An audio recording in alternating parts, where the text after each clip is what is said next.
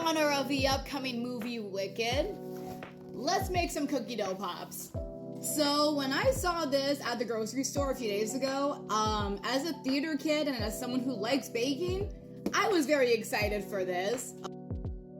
So not only am I melting some butter in the microwave, I am also showing off my nails from Dashing Diva. As you can see, you can't even tell what color it is. You can't tell if it's gonna be pink or green. It looks just like regular white cookie dough mix, so really excited. This definitely has a vanilla sugar cookie smell, which I am not complaining.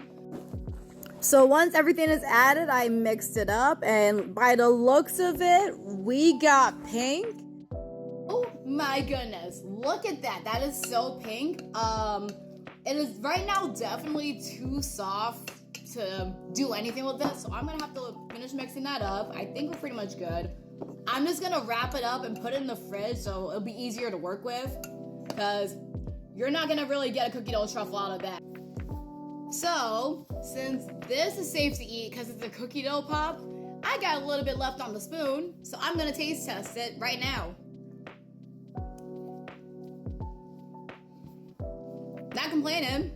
Tastes like a vanilla sugar cookie, which I love actually. So we got our cookie dough out of the fridge, and hopefully it's a lot easier to work with. I mean, at least 20 minutes in the fridge. The box said 15, but I did an extra 5 minutes, so there's that.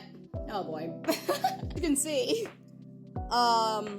It still wasn't, firm enough to work with. So what I'm gonna do, I scooped them onto display. I'm gonna put them back in the fridge, maybe the freezer for good measure, just so they can solidify more. So what I'm gonna do now is just reshape them with clean hands, and then I'm gonna put them back while I melt some candy melts, so that way they can hold their shape and it'll be easier to work with.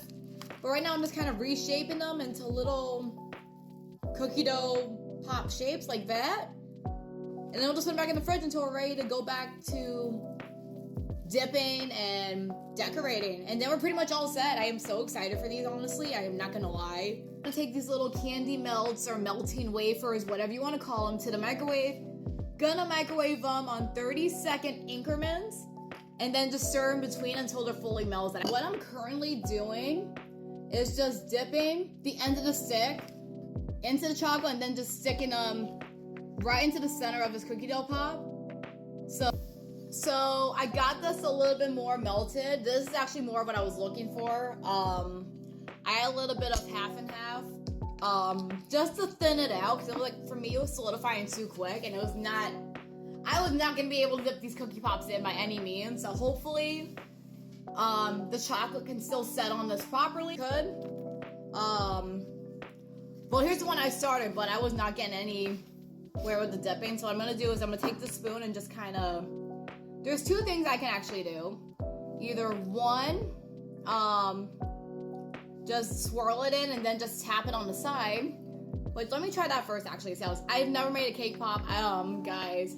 Never made a cookie pop of any kind. And this doesn't seem like it's gonna work. This is gonna fall off the stick. So it might be the next best bet just to do it this way. So that way they don't fall off the stick. Because that won't be good for anyone now, would it? No.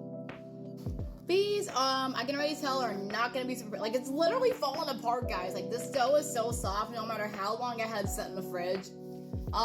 So my guessing is I messed up somewhere. I probably added too much of something.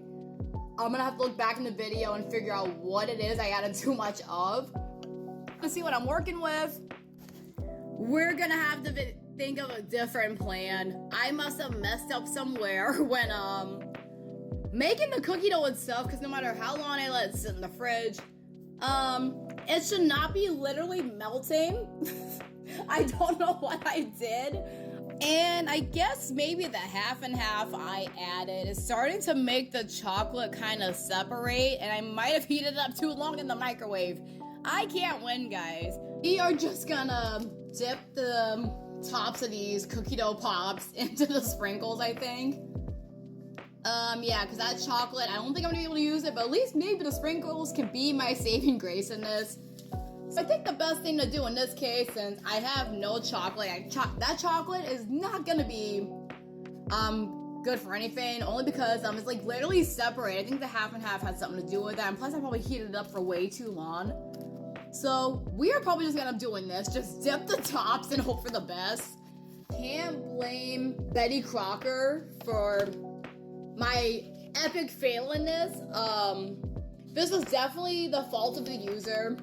In this case, me. I seriously must have added too much of something because cookie dough should not be doing this when you're trying to dip them in the chocolate. So my thinking is like, I might have added too much of something, whether it was the butter or the water. I'm not 100% sure where I messed up. I'm sure I'll figure it out eventually, but I can at least taste the defects.